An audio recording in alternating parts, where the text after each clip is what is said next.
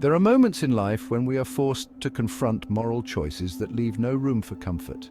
These are the situations where every available option feels wrong, where the weight of life and death hangs in the balance, and where choosing to act, or choosing not to, has profound consequences. Imagine a scenario. A hostage taker is holding an innocent person at gunpoint. You have the power to stop him, but only by pulling the trigger yourself, risking harm to the very person you're trying to protect. Or consider the case of a terrorist using a human shield while attempting to kill others.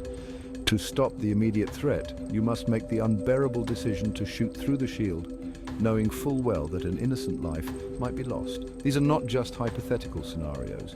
They reflect a harsh moral landscape we must sometimes traverse in the real world, where force may be the only option to prevent greater harm. But how do we justify such actions? How do we reconcile the act of using violence, even when it might harm an innocent, with our commitment to moral principles? To understand these dilemmas, we must first acknowledge that moral purity is a luxury we rarely have in the face of real-world threats. In situations of extreme danger where lives hang in the balance, the options available to us are often imperfect. Take the hostage scenario. The individual holding the hostage is actively threatening another human life. You, as the person capable of intervening, have an obligation to prevent that murder. But here's the dilemma. Acting against the hostage taker may risk the hostage's life as well. Yet doing nothing, allowing the threat to continue, almost guarantees that the hostage will die. In such moments, morality is not about avoiding all harm. It's about minimizing the greatest harm. Morality, when faced with the urgency of life-threatening situations, becomes about necessity. Is it morally wrong to risk harm to an innocent person? Yes. But is it worse to stand by while a killer claims more victims? That's where the ethical calculus comes into play. It's not about the perfect solution, but the least harmful one. These situations force us to recognize a harsh truth. Sometimes the moral weight of our actions lies in their consequences, not in the idealism of their intentions. If, by intervening, by shooting the hostage taker or the terrorist, we prevent further deaths, then we must acknowledge that the greater moral responsibility is to protect as many lives as possible. The distinction here is between collateral harm and intentional harm. When we act to stop a terrorist or a hostage taker, the goal is not to harm the innocent bystanders involved, but the risk of unintended harm becomes a consequence of attempting to stop a greater evil. This distinction matters, both ethically and legally.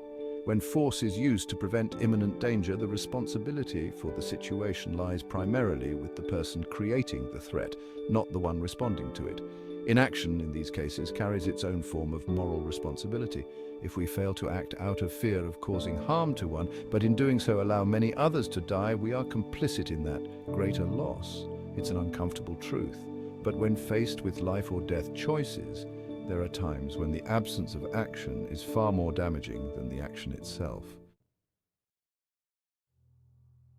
Part 3. The justification of force. We cannot live in a world where we pretend violence doesn't exist. While violence should never be the first or preferred solution, there are moments when force becomes necessary to protect innocent lives. It is crucial to understand that this use of force is not rooted in cruelty or indifference. It's rooted in the recognition that sometimes force is the only way to stop immediate harm.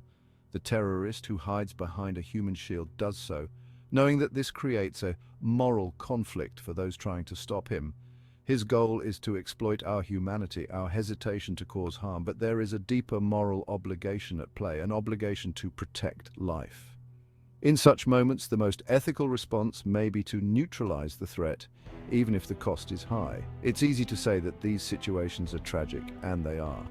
But tragedy does not relieve us of moral responsibility. If we have the means to stop someone who is actively trying to kill others, we are ethically bound to act. The presence of an innocent shield is heartbreaking, but allowing greater harm out of hesitation does not absolve us of the consequences of inaction.